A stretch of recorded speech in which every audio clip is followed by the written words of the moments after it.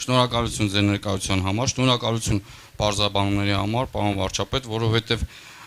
պարզաբանումների ընթացքում ես արդեն մտածում եմ, եթե Բոյանը Նիկոլ Փաշինյանն է, ապա իմաստուն ծերուկը կարող է լինի պարոն Սիմիջյանը, բայց փաստորեն պարզվեց, որ Հովհաննես Թումանյանն է։ Առանց ռևերանսի ասեմ, որ այս գիրք են գրքեցա, որ պետք է կարդալ թուղթու մատիտով։ Ինչի համար թուղթու մատիտով, որովհետև 360 աստիճան իմիտացիոն երկրաչափական հետագիծ ունեցող ճամփորդությունը յուրաքանչյուր դրվագ սկսում է ճամփորդության առօրյայով եւ շատ սահուն գրեթե աննկատ անցնում է մեր պատկերացումներին, գոյամարտի մեր տեսլականին, մեր վարքերին ու բարքերին առնչվող առանցքային հարցերի։ Ժամանակի սուղ կա, ես գիտեմ, որտեղ այստեղ հավաքվածները բոլորը կուզեն ասելու, առանձնապես այդ դրվագները իրադարձություններ են, որոնք դրոշվում են քո մեջ, դրանք խոսքեր կան, որ թևավոր չեն, բայց իրանց թևերով սերունդ առաջնորդվել։ Եվ դրվագներ են, որոնք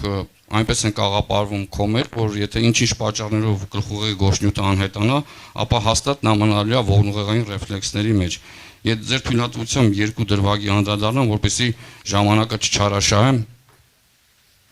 ես կցիտեմ գրքից։ Ես շատ հետաքրքիր է։ Կռվելը ինքը նպատակ չէ, խաղաղությունը նույնպես։ Հաղթում է նա, ով կռվելու ժամանակը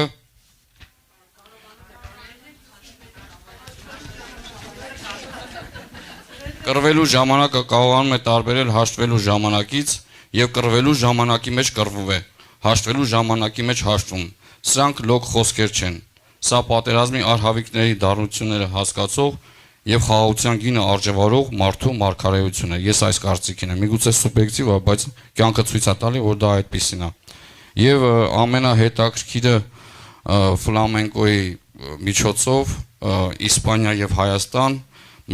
մշակույթի օտարացում, բայց ոչ ուղղակի իսպանացիները ֆլամենկոից սարքել են մշակույթ, իրենցը իսպանականը, իսկ մենք ողբ եւ այստեղից նաեւ մշակույթը պահպանելու տեսլականը եւ այս ամեն ինչի մեջով բացի մեր հայրենիքի բնապատկերներից նաեւ ինչ շատ դուր եկավ Իջևանյան կոլորի, մասնավորապես ուզում եմ անպայման Իջևանի խաչը տենամ, Ղժովա մուծրի, հա, այդ ձուկը, այդ ուտելու գայթակղությունը առաջանում ու ես մտածում եմ ինչ կարքի է լինում տատիկի պատրաստած ապուրը, երբ որ դու համը ասոցացում ա Վան Գոգի արևածաղիկների հետ։ Շնորհակալություն։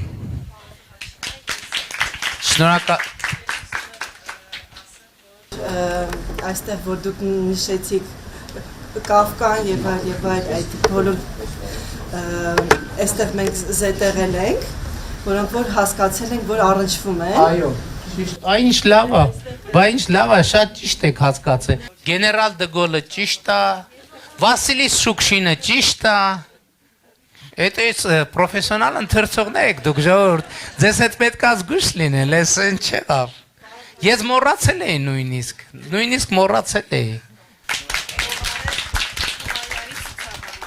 Շնորհակալ եմ։ Ես ձեզ անկեղծ մի բան ասեմ, հա,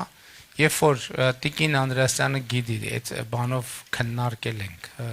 Եթե ինձ ասեին, որ Հանրապետությունում գրադարան կա, որտեղ մարդիկ ռեալ հավաքվում, գիրք են կարդում, քննարկում են, չէի հավատա։ Շնորհակալ եմ։ Այս այնքան մեծ անակնկալային, ասեք, որ Տիկին Անդրեասյանը ասում էր, որ կան, ես ասում եի լավ էլի, այս պետք է բան անենք, մեր պատկերացումները վերանայենք որոշ հարցերը։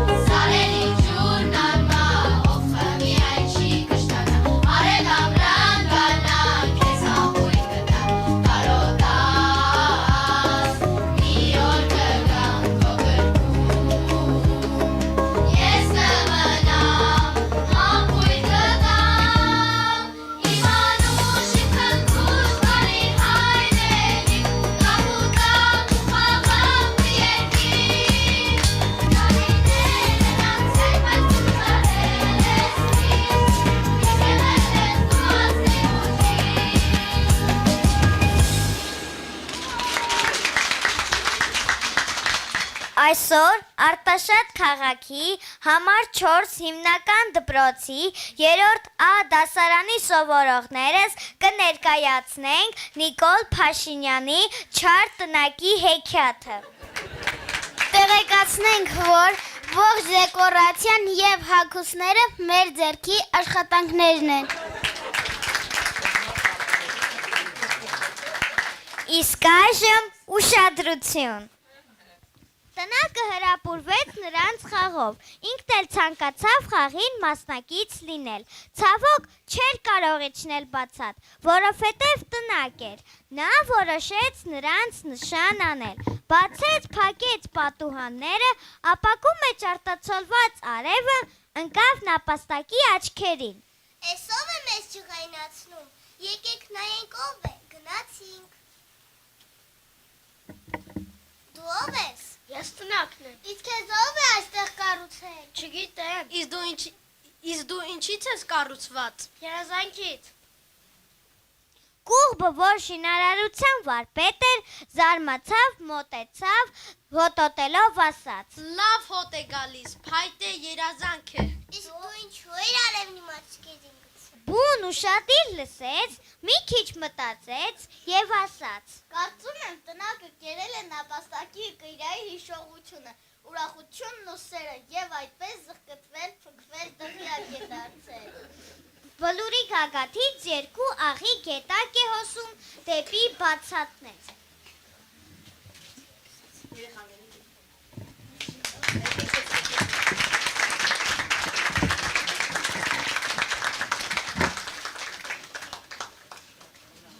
Ուրեմն եթե ուշադրություն դարձնեք, այս հեքիաթը, որը ես կարդացել եմ առաջին անգամ 2018 թվականի ամսաթիվին ուշադրություն դարձրեք մարտի 7-ին Խնկո-Ապոր գրադարանում։ Եվ ես չեմ հիշում սրանից ինչքան ժամանակ առաջ ինձ հետ կապ հաստատեցին եւ եթե չեմ սխալվում Խնկո-Ապոր գրադարանի տնօրեն Տիկին Ռուզաննա Տոնոյանը եւ ասեց մենք այդպես ձևաչափ ունենք որ տարբեր մարդիկ հանրային դեպքեր գալիս են երեխաների համար հեքիաթ են կարդում կգաս հեքիաթ կարդաս ասի բարձա որ կգամ այսինքն դա սրանից որը ժամանակ առաջ էր ենթադրում եմ մի ամիս 2 ամիս առաջ եւ որը ժամանակ հետո դե պատկերացնում եք արդեն 2018 թվականի կամ 17 թվականի դեկտեմբերն է կամ 18 թվականի հունվար առավելագույնը փետրվար։ Եվ հետո որ ժամանակ անց ես հետ զանգեցի, ասացի իսկ բանա պետք է ուրիշի գրած հեքիաթ կարդամ, կարող է տենց տարբերակ կա, որ ես փորձեմ ինչ որ մի բան գրել եւ կարդալ։ Ինքը ասեց հա։ Եվ ես գրեցի այս հեքիաթը։ Եվ այս հեքիաթը իրականում շատ մեծ կապ ունի հետագա իրադարձությունների հետ։ Որովհետեւ Ինչի մասին է հեքիաթը, հեքիաթը հետևյալի մասին է, որ Կուղբը, Արագիլը գնում են տնակի հետ, սկսում են ընկերություն անել եւ այլն եւ մտնում են այդ տնակ եւ այդ իրանք մոռանում են իրանք ով են, ինչի համար են եւ այդպես շարունակ եւ իմաստնենա որ հետո հաղթահարվում է դա եւ համատեղ ջանքերով ըստ էության այն ինչ որ տեղի ունեցավ հեղափոխություն էր որովհետեւ ինչ որ դղյակը ինչարս այդտեղ ես ենթադրում եմ որևէ ձևով էլի այն ժամանակ չեմ մտածել բայց երևի նաեւ մտածել եմ Կաֆկայի հաջորդ գործը դղյակը ակնհայտորեն էլի այն գործերից է որ շատ մեծ տպավորություն է գործել ավելի շատ քան դատավարությունը իմիջայլոց ասեմ մի քանի անգամ կառավարության նիստերին դղյակի մասին խոսել եմ ես ընդհանրապես երկու բան կա կարծում եմ երկու գործ կա որ իմ քաղաքական գործունեության վրա շատ մեծ եւ իմ հարային ընկալումների վրա շատ մեծ տպավորություն է թողել մեկը Կաֆկայի դղյակն է մյուսը Քամյուի ժանտախտն է ինչով է շատ ազդեցիկ Քամյուի ժանտախտը մի դրվագով, որ երբ որ ըստ էության, այսինքն ժանտախտի դեմ պայքարելը իմաստ չունի, բայց չի կարելի չպայքարել։ Այսինքն իմաստ չունի, որովհետև դու չես կարող ոչ մի բան անել։ Եվ երբ որ ժանտախտը հաղթահարված է, դու տենց էլ չգիտես, այդ ժանտախտը հաղթահարվեց, որովհետև դու պայքարեցիր, թե հաղթահարվեց, որովհետև ինքը ուղղակի պարտվեց, անցավ գնաց։ Ու սա շատ ուժեղ բան է, որովհետև գոնե ընդդիմադիր շրջանի իմ գործունեությունը այդ զգացողությունը անդադ եղել է, որ ինչ որ անիմաստ գործ է, անընդհատ անիմաստ է այս գործը, այս պայքարը, բայց մյուս կողմից դա չանելը չի կարելի դա չանել։ Ոնց կլինի, որ դա չանես։ Հիմա ինչի մասին է չարտնակի հեքիաթը։ Ես իմ այս ընդդիմադիր բանտերով, ընդհատակներով եւ այլնով եկել եմ հասել եմ ազգային ժողով։ Եվ սա արդեն 2017 թվականի վերջն է, 18 թվականի սկիզբն է։ Ես արդեն երկրորդ անգամ ընտրվել եմ ազգային ժողովի պատգամավոր, այս անգամ արդեն ելք դաշինքով ենք մենք մուտք գործել ազգային ժողով եւ մի այսպիսի կոնտեքստը ես այդ ժամանակ արդեն խմբակցության ղեկավար եմ, նախորդ գումարման ժամանակ ես պատգամավոր էի, հիմա խմբակցության ղեկավար եմ, բնականաբար իմ կարգավիճակի բարձրացումը տեղի ունեցել եւ գիտեք քաղաքական մթնոլորտն են հենց ամեն գնացել ենք ազգային ժողով, դե քննարկում ենք, բան ենք անում, ճիշտ է, շատ սուր քննարկումներ են լինում, շատ սուր դեբատներ են լինում եւ այլն, բայց կոնտեքստ կա, ես զգում եմ, որ կա կոնտեքստ, հարային դաշտում այդ ժամանակ արդեն սոցիալական ցանցերում, այդ ժամանակ արդեն մարդկանց հետ շփումներում, այդ կոնտեքստը կա, հա օքեյ, լավ, գնացիր ազգային ժողով ես գնացել, բան կար, չէ, այդ քաղաքական գործունեություն կար, որ պետք էր տենց բան փոփոխություններ Հայաստանում եւ այլն։ Եվ իրականում ես իմ ինքնահայեցումն է այս հեքիաթը, որ ես հայտնվել եմ դղյակից ներս եւ սկզբունքորեն այդ դղյակից ներս լավ է, որովհետեւ հիմա ես ոչ ընդհատակում եմ, ոչ բանտում եմ, ճիշտ է, ես ընդդիմադիր եմ, բայց արդեն լեգիտիմ ընդդիմադիր եմ, ես խմբակցության ղեկավար եմ, ես տենց ահագին մեծ աշխատասենյակ ունեմ, բան ունեմ, ամբիոն ունեմ, ելույթ եմ ունենում, կարամ եւ այլն, բայց ու նորմալ է ամեն ինչ, այսինքն այդ առումով, բայց ես տնակի ներսում եմ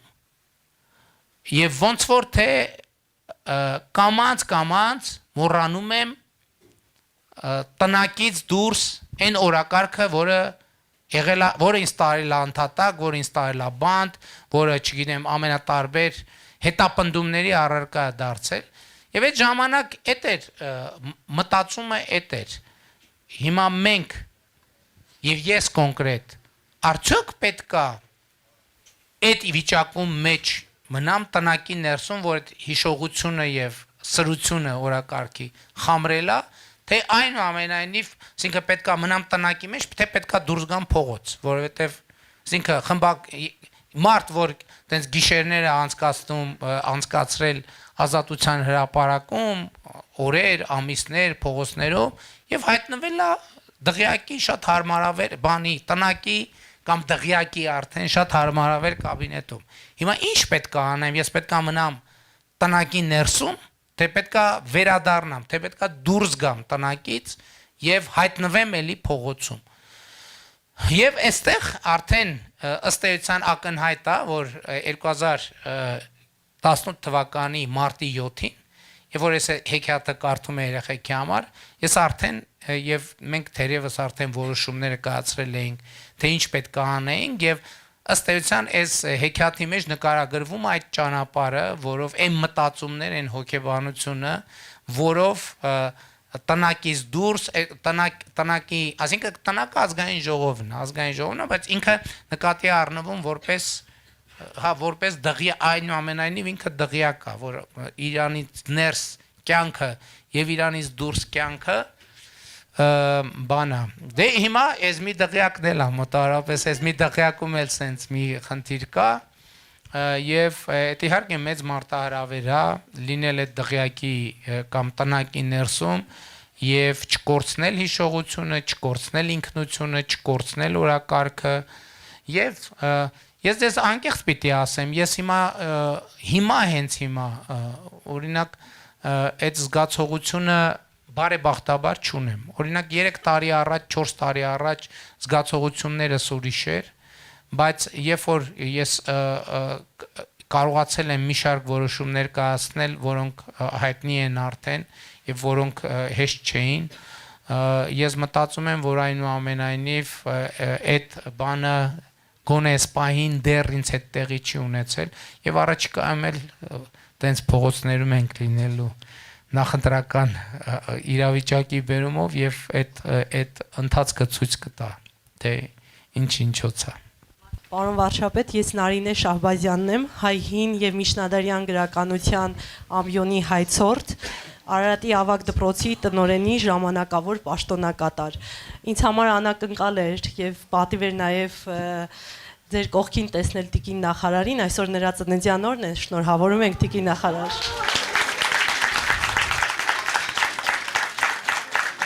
Բայց մեր աշակերտների հետ համատեղ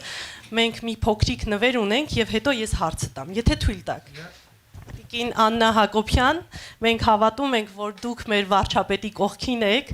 եւ դուք միասին նոր ու լուսավոր ծաղկած Հայաստան կբերեք։ Ձեզ ենք ուզում փոխանցել։ Սիրով եւ պարոն վարչապետ, իմ գիտական ժողովածուն որպես կոմիտասագետ թույլ տվեք ձեզ նվիրել որպես պատասխան նվեր, այնինչ դուք մեզ համար եք արել։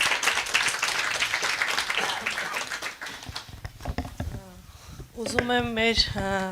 առաջին բանախոսին լրացնել եւ ասել ես որպես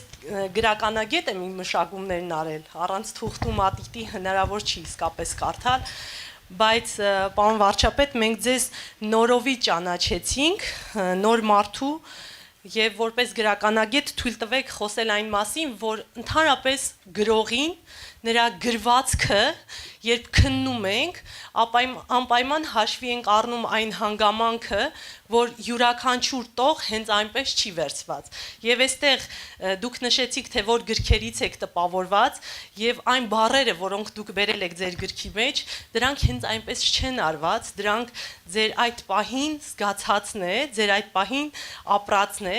եւ ես ուզում եմ մի նախադասություն կարդալ, տեսեք։ Դուք գրում եք, ծովը մռայլ էր, բայց խաղաղ, այդ ծովը դուք էիք, և մռայլված էիք և խաղաղ էիք, որով խաղաղ էիք այնքանով, որովհետև հստակ գիտեիք, թե հանուն ինչի համար եք պայքարում, ինձ թվում էր դա արդակուստ և մի տեսակ արհեստական խաղաղություն էր, ինչ է կատարվում ընդերքում, ինչ է մտածում ծովը, ինչ է ուզում, ինչի մասին է երազում, Իմ կարծիքով սա Նիկոլ Փաշինյանն է, այդ ծովը, որ դեռ փնտրտուքի մեջ է, ըստ ինձ, բայց եւ հետո խոսում է այն մասին, որ միթե ես իբրև ազնիվ,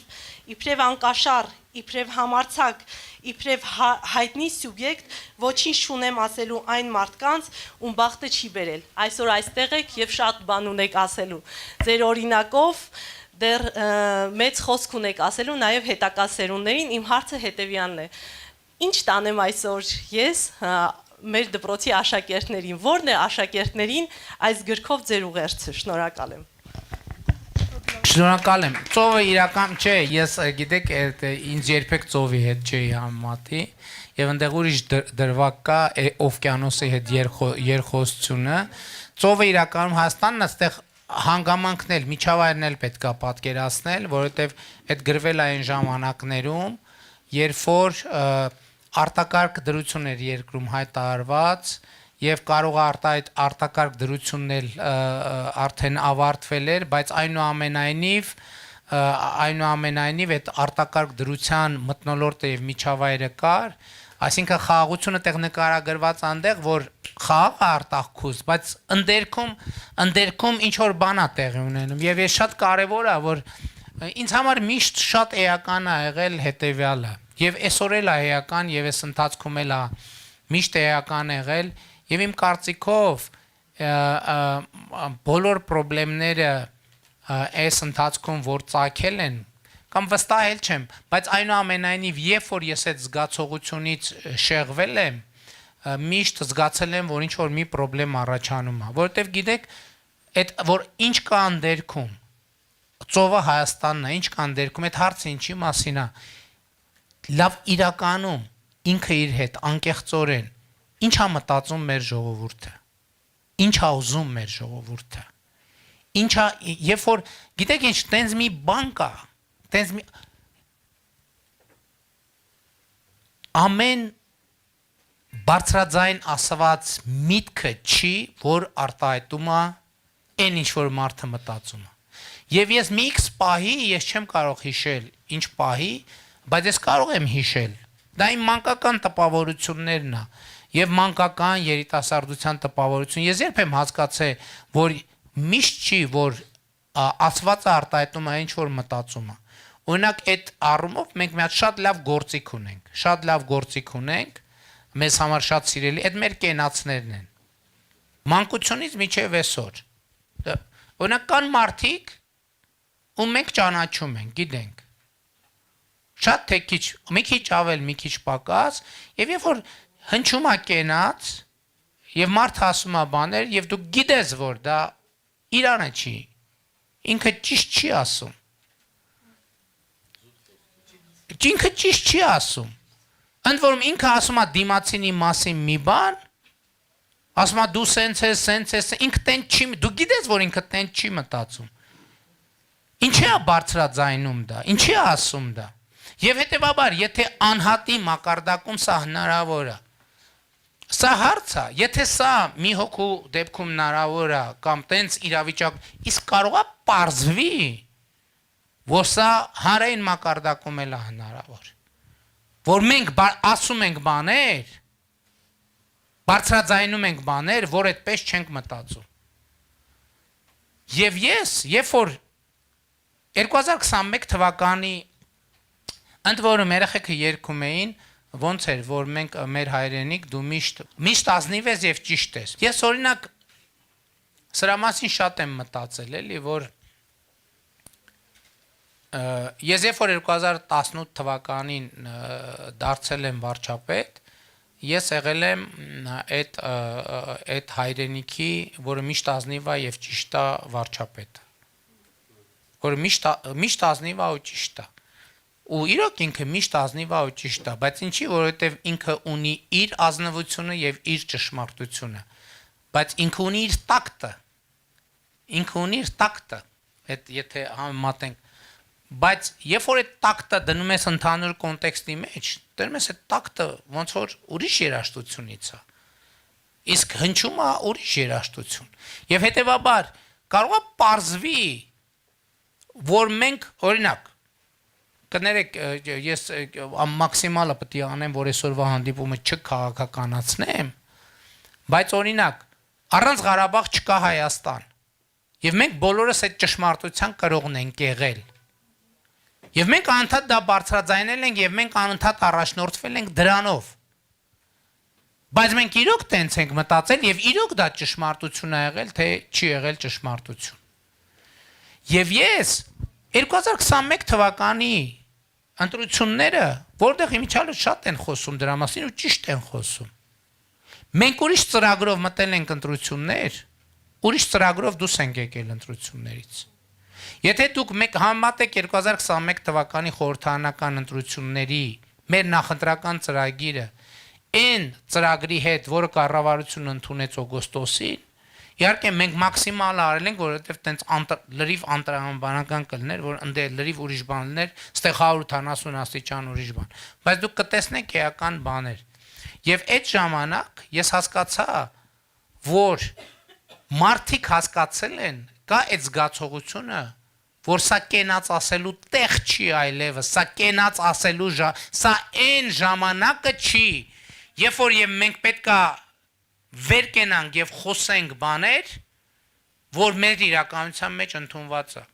Եվ ես այդ ասում եմ, ես չգիտեմ, ես համաժողովի մեր կուսակցության 7-րդ համաժողովում սրա մանրամասն անդրադարձա,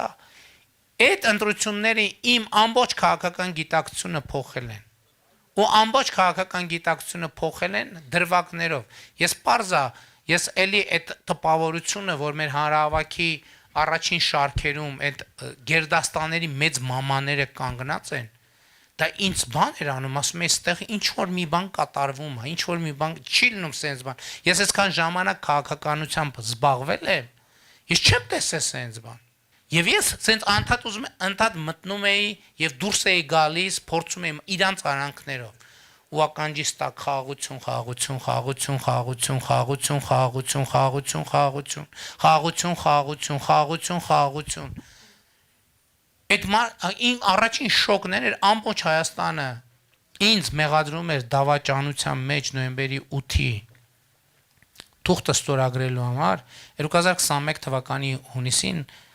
մեծ մամաների շարքերով որ անցնում է խաղաղություն, շնորհակալություն, որ ասում են շնորհակալություն, կանգնում է, ասում են ինչի համար եք ասում շնորհակալություն։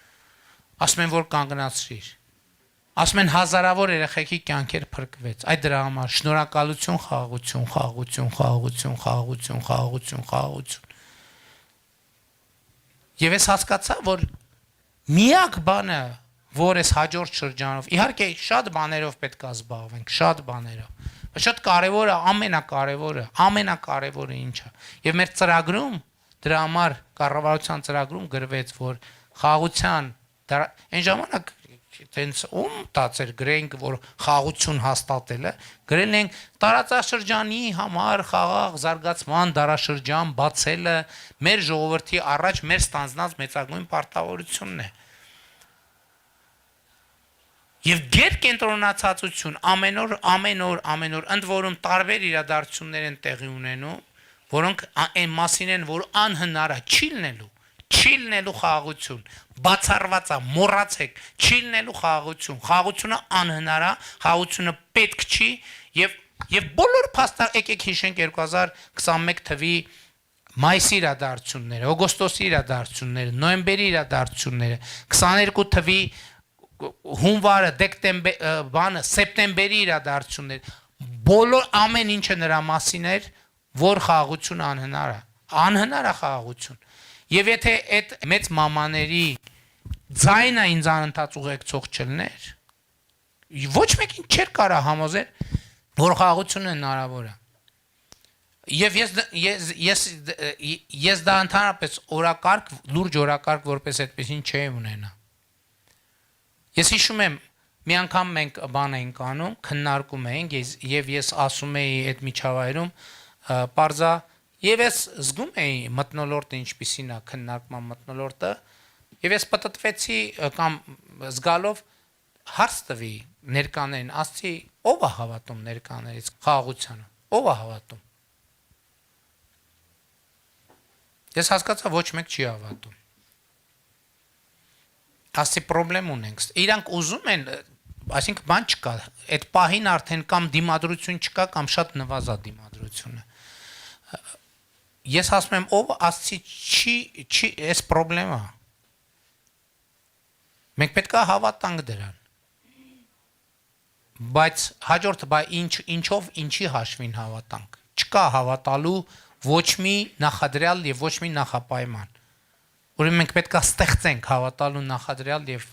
ինչ որ մի միլիմետրանոց, ինչ որ մի բան,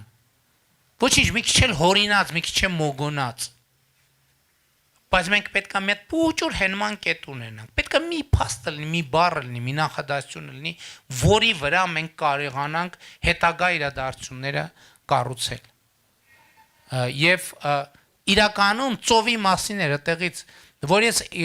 բանից սկսած 2012 թվականից սկսած կամ ինչ որ մի ժամանակ իմ մեծագույն խնդիրն ա եղել հասկանալ լավ իրականում կենացից դուրս ինչա մտածում մեր ժողովուրդը եւ ինչա ուզում մեր ժողովուրդը եւ ես եթե ամեն ինչի միջով անցնելով միջև հիմա շարունակում եմ մնալ Հայաստանի վարչապետ այդ նշանակում է ես շատ թե քիչ կարողանում եմ հասկանալ, թե լռության պայմաններում, կենացի պայմաններում մասին չի, լռության պայմաններում ինչա մտածում մեր ժողովուրդը։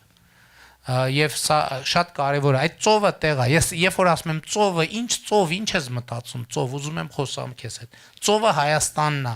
իսկ ընդերքում տեղի ունեցողը ժողովրդի մտածածն է։ Թե ինչա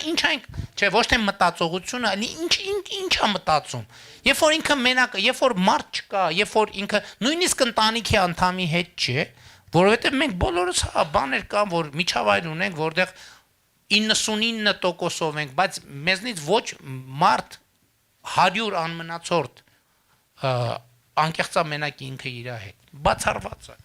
Միշտ էլ մտածում ես սենց ասեմ իմ մասին, ոնց կմտածեն, ինչ ռեակցիա կտան, ճիշտ կընկալեն, սխալ կընկալեն։ Օվկիանոսի դեպքում էլ ես ինձ համեմատում եմ այդ բանի հետ, տոպրակի հետ, որ քամին սենց, այսինքն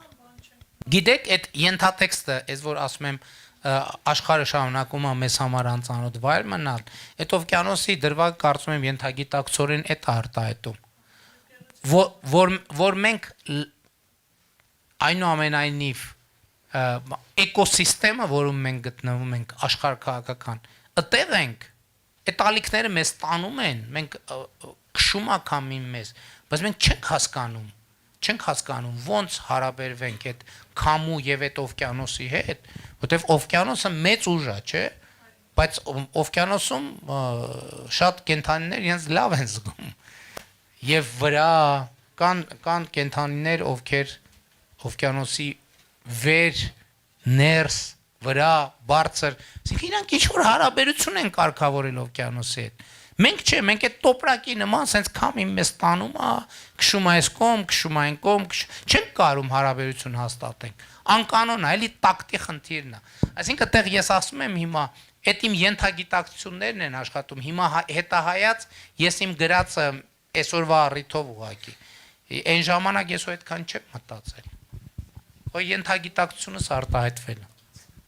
Ինձ հետաքրքիր է, սենց հանրապետությունում սենց ֆորմատի միջոցառումներ հաճախ են լինում կամ ձեր մոտ։ Հաց դուք անում եք, հա։ Ես լրիվ ուրիշ կյանք է։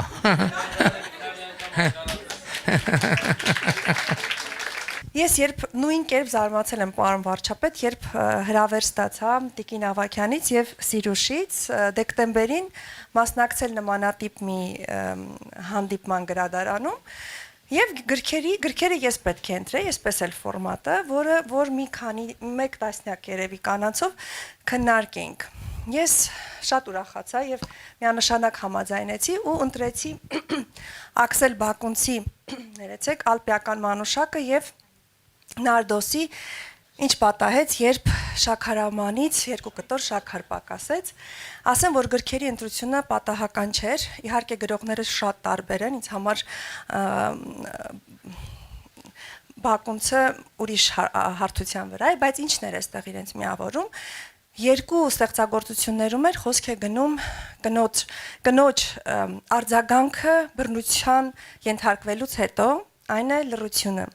Ինչի ես քան տպավորված այս 2 ստեղծագործություններով, որովհետև շատ լավ եմ հիշում, երբ 6-րդ դասարանում էի, Ալպիական մանուշակը, շատ լավ հիշում եմ, երբ 6-րդ դասարանում էի եւ իմ գրականության ուսուցչուհին, որը շատ կարեւոր դեր է ունեցել իմ կյանքում, հենց իմ հետագա մասնագիտության ընտրության, մանկավարժի ընտրության եւ ընդհանրապես իմ հենց դասարանում կերպարի կերտման հարցում, բայց մի դասի ժամանակ, երբ քննարկում էինք Բակունցի այդ ստեղծագործությունը, հետեւյալ միտք արտահայտեց, ասեց այ այսպեսին պետք է լինի կնոջ կերպարը, հայ կնոջ կերպարը, որ անգամ նման դեպքերում պետք է կինը լուր մնա, այնտեղ Բակունցին այդպես է, որ ամուսինը հարվածում է խանդից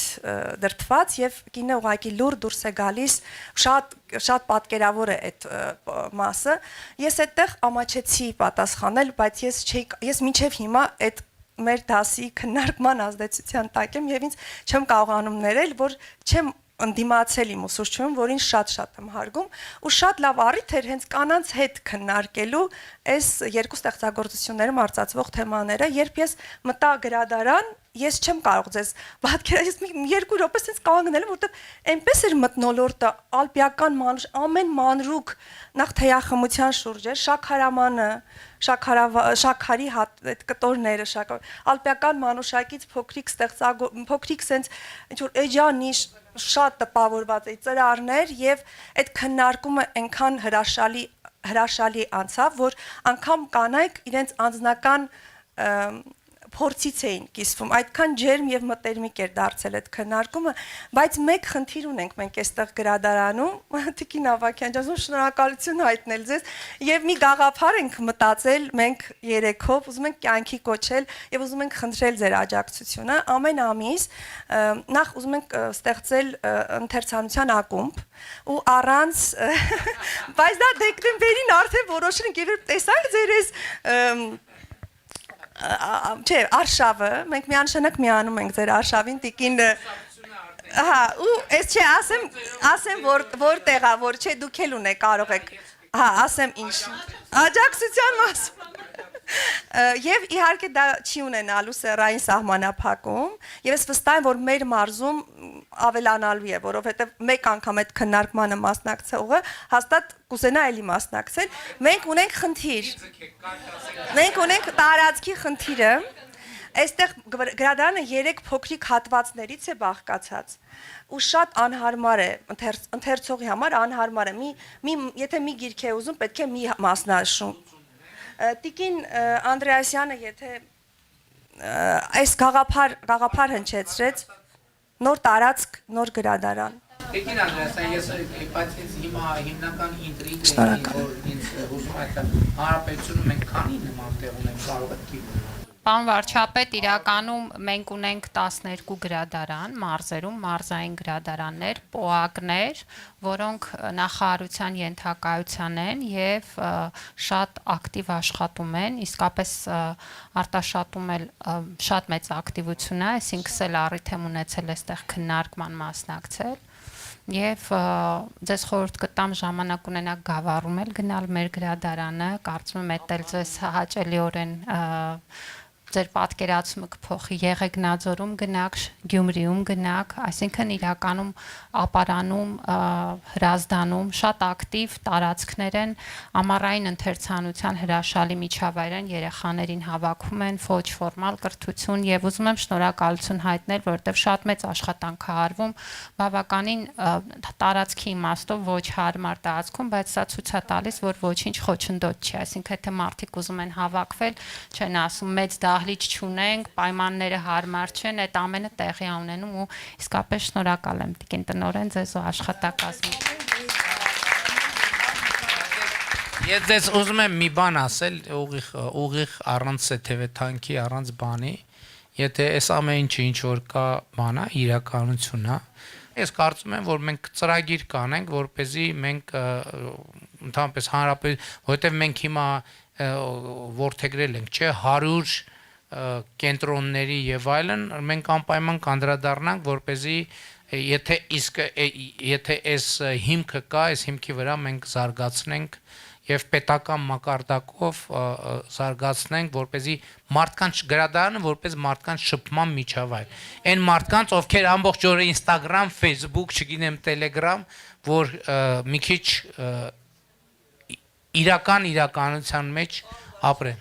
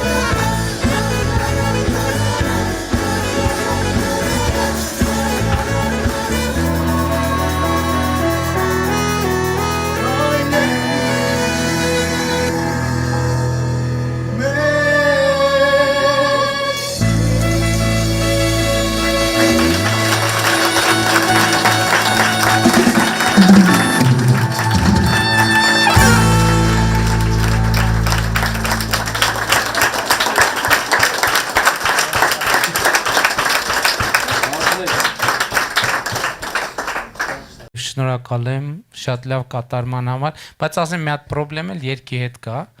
որովհետև մի հատ զավեշ տալի իրավիճակ։ Ստեղ որ ասում եմ մենք ուզում ենք քեզ տեսնել երջանիկ, բայց պիտի տեսնենք Հայաստանն ես ինձ մեծ պիտի ուզենք տեսնել երջանիկ։ Ձայնագրության մեջ մեր երգչուհիներն էլ, որոնցից մեկը Իմիջայլոց Արտաշատից է, Ջուլիետա, իրանք երգում են քեզ պիտի ուզենք տեսնել երջանիկ։ Իհարկե քեզ է պիտի ուզենք տեսնել, բայց այս շատ կարևոր սկզբունքային հիմա խնդրել եմ որ ձայնագրության մեջ սխալ ուղենք, որովհետև սկզբունքային սխալ է, մեզ պիտի ուզենք, էս էլ է կարևոր, որովհետև Հայաստանի երջանկությունը Հայաստանի մարդկանց երջանկությունն է, չէ՞, երկիրը ոնց կարա երջանիկ լինի, երբ որ մարդիկ երջանիկ չի, հետեւաբար մեզ այդ իմիջիալը շատ կարևոր բան է, որովհետև մենք արդյոք մեզ ուզում ենք տեսնել երջանիկ, հասկանում եք, այս հարցը։ Մենք արդյոք մեզ ուզում ենք տեսնել երջանիկ, եւ եթե ուզում ենք տեսնել երջանիկ, պետքա կենտրոնացած լինենք հենց այդ խնդրի լուծման վրա։ Շնորհակալ եմ շատ։ Եվ սա ասեցի, այս տեքստն էլ վերցրեք։ Իհարկե բանաստեղծության տեքստն ու բանի տեքստը որոշակի մոդիֆիկացված, ակրկներքը փոխված է, բայց այդ մասը հիշեք, մեզ պիտի ուզենք, այսինքն դուք ձեզ պետք է ուզեք տեսնել երջանիկ եւ շատ կարեւոր է, որ դուք ձեզ շատ ուզենաք, որ տեսնեք երջանիկ եւ յուրաքանչյուր քաղաքացի, որովհետեւ երկրի երջանկությունը, այսինքն էս էլ է շատ կարեւոր, որովհետեւ մենք մտածում ենք, հա մենք գնանք, մենք ոչինչ ջանդամ, երկիրը թող երջանիկ լինի, դեն չի լինում։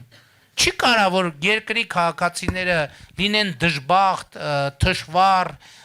եւ այլն, բայց երկիրը լինի երջանիկ։ Քաղաքացու ապ երջանկության միջոցով երկրի երջանկություն չի կարող լինել, ընդհակառակը քաղաքացու երջանկության միջոցով եւ միակ ձևը երկիրը երջանիկ դարձնելու քաղաքացուն երջանիկ դարձնելն է, իսկ քաղաքացուն երջանիկ դարձնելու իմ ընկալմամբ երկու բան կա՝ կրթություն եւ աշխատանք եւ կրթություն։ Այսինքն դա է այն ճանապարհը, որ մեզ բոլորիս կարա հասցնի երջանկություն, որովհետեւ ես չեմ պատկերացնում առանց կրթության, առանց գրքի եկեք ասենք, որ նաեւ գիրքը երջանկություն է, երբ որ կարողանում ես այդ բանը, չէ, որ ասում են մարդ դրախտ ընկնի։ Ոնց է հնարավոր Էդ էլ է դրախտ ընկնելու ձևերի, ընդ որում կապ չունի, ինչ սյուժե է, գիրքը երբ որ քեզ դուր է գալիս, երբ որ հաղորդակցվում ես գրքեդ, դա արդեն բոլորովին ուրիշ աշխարհ է։ Շնորհակալ եմ։ Հարգելի պարոն վարչապետ, սիրելի Աննա, սիրելի հոգեհարազատ մարդիկ, այսքան որ հավաքվել ենք այստեղ մի նպատակով, որպեսզի մենք ապրենք երջանիկ ու մեր բալիկները։ Եթե անդրադառնանք ձեր երկիր հակառակ կողմը գրքին, այնքան գլոբալ է, այնքան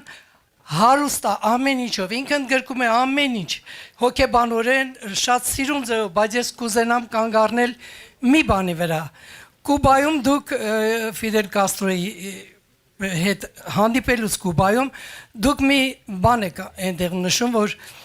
Չե Գևարան հաղթելուց հետո իրան առաջարկում են տարբեր պաշտոններ, բայց ինքը գնաց Բոլիվիա։ Այստեղ դուք հարց եք տալիս. արդյոք ես կգնայի։ Այս այդ հարցի պատասխանն եմ այսօր ուզում ձեր կողմից տալ։ Եթե դուք գնայիք հեղափոխություն ով պիտի պահեր։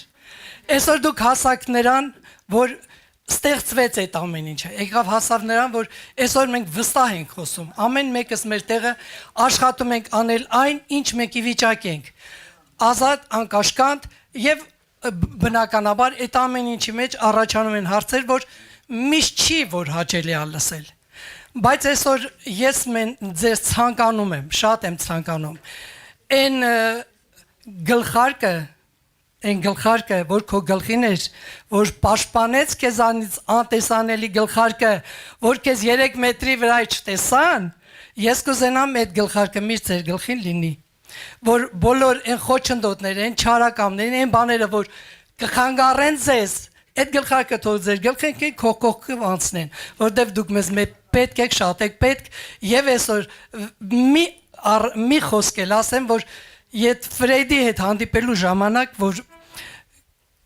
Կետրինը երեխա ունենալու ժամանակ մահանում է,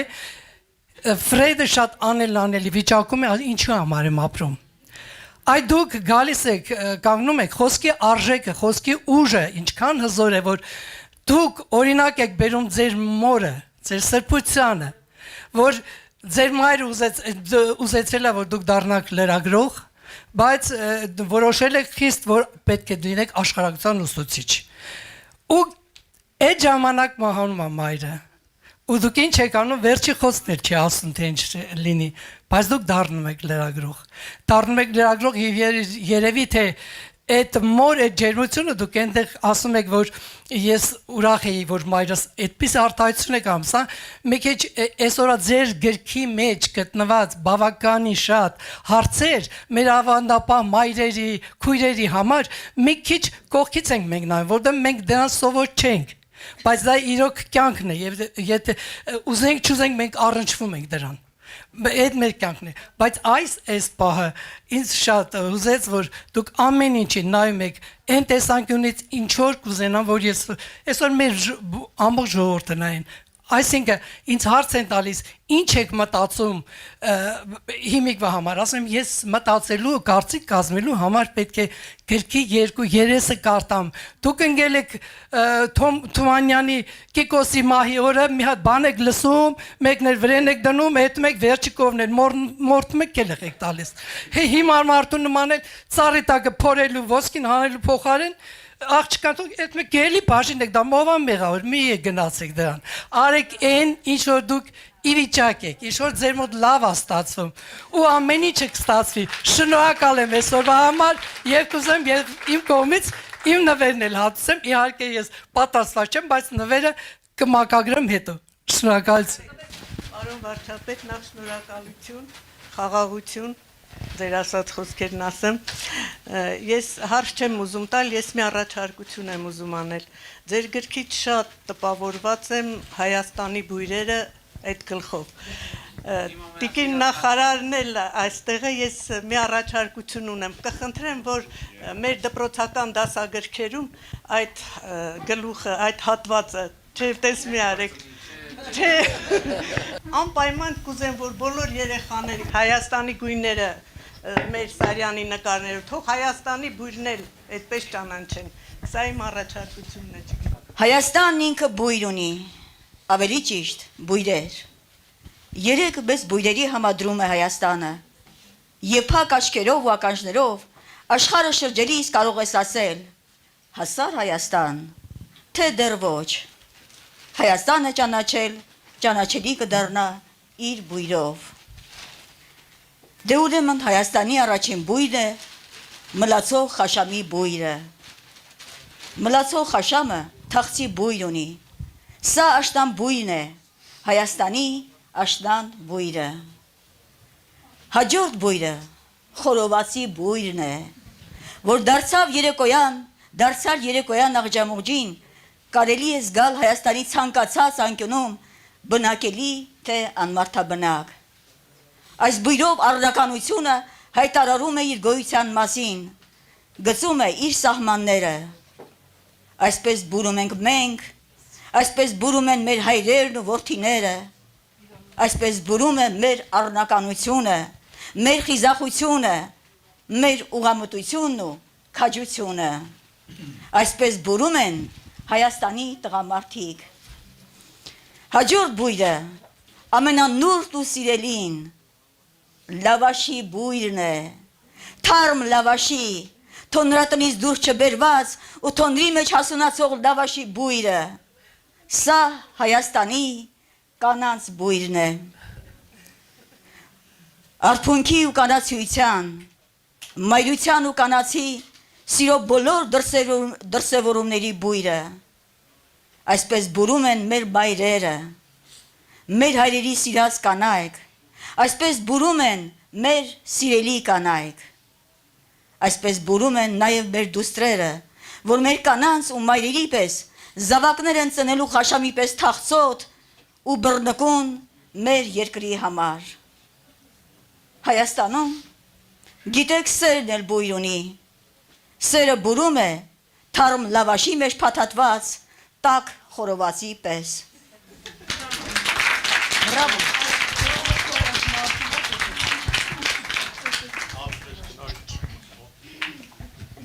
Հիմա որ սկսեմ արձագանքել ձեր ասածներին, ես խոստանում եմ, որ մինչև իրիկուն ստեղ կմնանք։ Որտեվ շատ նուրբ կետերի եք կպնում իրականում, որոնց հետ կապված շատ բաներ կա ասելու, սկսած Չե Գևարայի, որտեվ 2018 թվին էլ այդ խնդիրը կար, այդ այլ ընտրանքը կար, երբ որ ակնհայտ էր, որ հեղափոխությունը հաղթում է, եւ առաջին անգամ այդ հրապարակում Նիկոլ Վարչապետ կարգախոսը հնչեց, ես այդ իմ գրածի հետ պետք է առերեսվեի, ես օրինակ մտածում եմ, երբ որ դա արդեն ակնհայտ էր, որ իրադարձությունները ոչ միայն կարող են, այլ զարգանում են այդ ուղղությամբ, ես մտածում եմ, ասում եմ, հիմա ես ինչ պետք է անեմ, ես ունեմ երկու տարբերակ, ես գամ կանգնեմ հրապարակում, ասեմ դե ժողովուրդ ջան, ես ինչ կարող էի, ներդրումս ունեցա, հեղափոխությունը արեցի, օքեյ, մի հատ էլ բան կանեմ,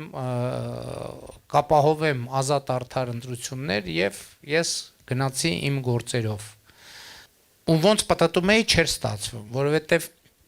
հասկանում էի, որ շատ հնարավոր է այդ տարբերակով, որ իշխանության փոփոխություն նույնիսկ տեղի չունենա եւ ասենք գործող իշխանությունը մեկ այդ պարագայում իր շանսերը մեծ են եւ ստեղ ամենամեծ խնդրեմը ինչ էր ինձ համար ես մտածում եմ օրինակ կային մարդիկ իշխանության ներսում որ հնարավոր է ու մեծ էր հավանականությունը որ կդառնան իրանք այդ սցենարով վարչապետ ես ասում եմ ես հետո չեմ կարա ոչ մեկին համոզեմ որ այդ ժամանակ կար չէ ես մեկի պրոյեկտն եմ մեկի պրոյեկտն եմ մեկի պրոյեկտն եմ մեկի պրոյեկտն է ու խնդիրն այն չի որ ես դա չեմ կարա համոզեմ իմ խնդրեմն է նա որ ժողովուրդ էլի կսկսի չհավատա, կասի ես ուրեմն այս ամեն ինչը սարկած էր, ես չէի, ժողովուրդը նկատի։ Մարդիկ կասեն, դե ես ուրեմն շուտ մի հատ սցենար էր, ու սա ամենակարևոր փաստարկներ ինձ համար, որովհետև վերջում մարդիկ կասեն, դե դա սարկած էր։ Հիմա էլ են չէ ասում, հիմա էլ են ասում Սորոսը, M1-ը, դրսի ուժերը, S-ը, N-ը, Ինչի են դրան խփում ամենաշատը, որովհետև ֆունդամենտալ հարցը այնուամենայնիվ է դա մարդիկ կարող են դա անել, թե չեն կարող դա անել։ Մարդիկ կարող են դա անել, թե չեն։ Ժողովուրդը կարող է դա անել։ Ես դրա համար մինչև մի ասում եմ, որ եւ ես իրոք տենց եմ մտածում, ցանկացած պահին, երբ որ ժողովուրդը իր ներսում, այդ ոչ թե ընկենացի պահ, այլ ինքը իր ներսում ասի, չէ, ես պետք է այլևս վերջ տալ սրան, ցանկացած պահին կկանի դա։ Ու առաջնորդ կա չկա, միշտ էլ կգտնվի, ժողովուրդը կգտնի, եթե ինքը որոշի, որ այդ ճանապարհով է գնում, դա անհնար է որ չգտնի, բայց լավաշ հետ կապված էլ մի պատմություն կա, ես ուզում եմ իմանալ ինչ տպավորությամբ եմ այդ կտորը գրել։ 2000 երևի 2 կամ 3 թվականին Աննան լրագրողների խմբի հետ գնացել էր Միացյալ Նահանգներ, ծրագիրը այնպես էր, որ ստեղ լրագրողները գնում են այնտեղ իրանց գոլեգաների հետ, իրանց տանն են ապրում, հետո ինչ որ ժամանակ անց նրանք վերադառնում են եւ ստեղ են ապրում։ Պատասխան այցով ամերիկացի լրագրողը եւ իր ամուսինը եկան, դե մենք իրանց բան ենք անում։ Հայաստանով Նիվա մեքենա ունեի այն ժամանակ Նիվայով դե տարբեր տեղեր ենք տանում Նորավանք գնացինք չեմ հիշում Գառնի Գեղարդ գնացինք թե չէ բայց Եղեգնաձորի կողմերը եկանք եւ այնպես ստացվեց որ նստած ռեստորանում ճաշում էինք այս մարդիկ լավաշ կերան ու սկսեցին այս լավաշի շուրջ խոսալ լավաշ է ինչ է ոնց է ինչի համար է ոնց են թխում եւ այլն դե պատվում ենք մեկ էլ այս մարդիկ ասին մենք ուզում ենք լավաշ թխել տենանք ոնց են թխում հայ ժողովուրդ ջան նախ որ սկզբից ուզում եմ ասեի այս մարզում բանա մարզում ես ոչ ծանոթ գիտեմ ոչ մարդ եմ ճանաչում նորմալ եւ այլն մեր մարզումներն մեր մարզում լավաշ չեն թխում իջևանում վաղուց լավաշ չեն թխում ինչ անեմ դե հյուր են դուք գիտեք մենք հյուրերին ոնց մի բան ուզեն ասի լավ նստեք ավտոն այդ բանում էինք այդ Եղեգնաձորի այդ գետափի այդ մեծ խաչմերուկում կողքը մի հատ ռեստորան կար դե նստած են ասի նստեք ավտոն նստեցին ավտոյի ամառամիս էր պատուհանները բաց, բա ուր ենք գնում, ասի գնում ենք լավաշ գտնելու։ Դե ո՞նց ենք գտնելու։ Ասի հիմա սենց, հիմա մտնում եմ ես մոտակա գյուղը եւ բան եմ անում, եւ քշում եմ, մեքենան քշում եմ, ես կգտնեմ լավաշը։ Վերջը, մեքենան քշում եմ, դե ահագին ժամանակը պտտվում են հիմնես մարդիկ բաուրա, ոնց է բաուրա, դե սպասեք հանգնեք, սպանեցիք էլ, մեկ էլ հոտը բռնեցի, կանգնեցի, սենց բարի զբունի մաստով, հոտոտելով, սենց անելով, գնում, աննան ընդեղ աղեղ է, գնում, եկանք հասանք մի դարպասի։ Դարպասը բացեցի, այս մարդիկ էլ շշմած, ամերիկացիները հետևից պատկերացնում եք, այս մարդիկ սենց իրանց եմ նայում, չեն հասկանում ինչա կատարվում, ես ինչ եմ անում, գնացել եմ դուռ եմ բացում բան, ընդեղ իրանք սենց են ելնում, վայ հիմա մի բան կլինի, վերջը դուռը բացեցի, բան էլի, դարպաս, ոչ թե տան դուռը, դարպաս, մարդիկ մոտեցան բան, ասի կներեք էլի, ստեղ են լավաշ թխում, ասցին հա, ասցի գիտեք մի հատ խնդրանք ունեմ, էլի 1980 Ամերիկայից հյուրեր կան, ասցի ուզում են տենան ոնց եք լավաշ թխում, էլի խնդրում եմ, էլի բան, մեկ էս մարդը նայեց այդ որ թիվներ 2004-5 թիվներ, այդ մարդը նայեց ասեց բան ես, դու լրագրող ես, ասցի հա, ասեց են թերթի խմբագիրն ես, ասցի հա, եկեք, հիմա ես էլ ամերիկացիներին ասեք եք, ներս հրավից, հիմա այս մարդիկ շշմել են,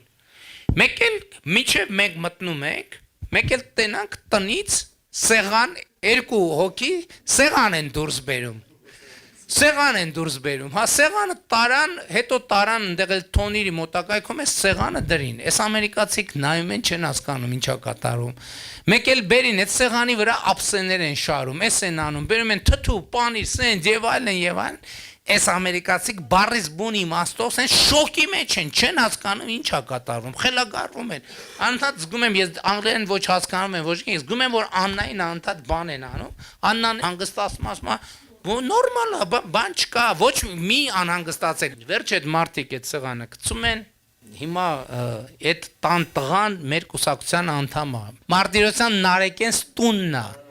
Եվ այդ ամեն ինչը տեղի ունենում ու այդ մարդիկ միջև Հայաստանից գնալ մեկ այդ շոկից դուրս չեկան հարց են տալիս Աննան դե թարգմանում ասում է ոնց դու գնացիր մտա նախապես պայմանավորված չէ զանգել էիք իրան չէ պայմանավոր բա ոնց գիտեիք որ լավաշ են թխում բա ոնց գիտեիք որ գնանք այդ մարդիկ մեզ կընթ ասում ենք դե մեր մոտ տենց է հիմա մտնում ես ասում ես լավաշ ենք ուզում բերում են սեղանը գցում են եւ այլն այ բան են թխում են, այդ սեղանը թոնիրի կողքը դրին, այդ կանայք թխում են լավաշը, թոնիրից հանում էին, տենց մեր ձևի բրթուջ եւ այլն եւ դա ինձ հետ պատահած, մեզ հետ պատահած ամենասիրուն պատմություններից մեկն է եւ այդ տպավորության ներքո իսկ այդ բուն գրածը երբ որ Հակոբենստանն է դե լրիվ կոնսպիրատիվ էր Իրանք ես երկրորդ հարկում էի մնում, որտեղ ընդհանրապես մարդ չէր մտնում եւ այլն, բայց դե մաքրոթի կարիք կար, այնտեղ մի հատ իրանք դուռ ունեին, որ դուրս էր գալիս դեպի բակը։ Որ դուրս էր գալիս դեպի բակը, բայց եթե մի քիչ առաջ գնայի հարևանների տներից, պատուհաններից Երևան, այդ դուռը դուրս էի գալիս Հետևից սփակում եմ, մի հատ sense խորշի նման տեղ կար, այդ խորշում կանգնում էի եւ մաքուր օդ էի շրջում։ Ու sense սեզոնները անցնում էին, մեկ էլ բաններ կա, չէ՞ տենց միջև աշուն, որ այդ ծառի տակի խաշամախի ենք վառում ընդհանրապես չեմ հասկանում, այդ բնապահպանական ստանդարտներով սխալ է, պետքա չվառել։ Հա դե Բանում արեշում դե խորովածանոցների խորովածի հոտը եւ այլն, բայց լավաշին այնտեղ արեշում լավաշի հոտ ցավոք չկար, բայց լավաշի հոտի տպավորությունը մնացել էր, դե խորովածն էլ այդ ակնհայտ է, տենց։ Էլ բան չասեք ժողովուրդ, թե չէ էլի արձագանքել եմ։ Պարոն վարչապետ, ոսկ ենք տալիս, որ իրական Հայաստանին, ինչպես Սիգին Գասպարյանը Քիչ առաջ նշեց, աշխատակիցներ լինենք եւ իրականացնենք բոլոր ձեր այն գաղափարները, որոնք որ թեկնել եք։ Տիկին Աննա Հակոբյան, ձեր ներդրումը ընթերցանության տարածմանը շատ մեծ է։ Վերջերս երբ ներկայացան Վարդաշենի համազատումում, դա ևս մեկ փաստ էր ընթերցանության խթանման։ Եվ ես ինքս խոստանում եմ, որ ընթերցանության այս խթանման ուժը մեր միջոցով էլ առավել ենք տարածելու մեր մարզը։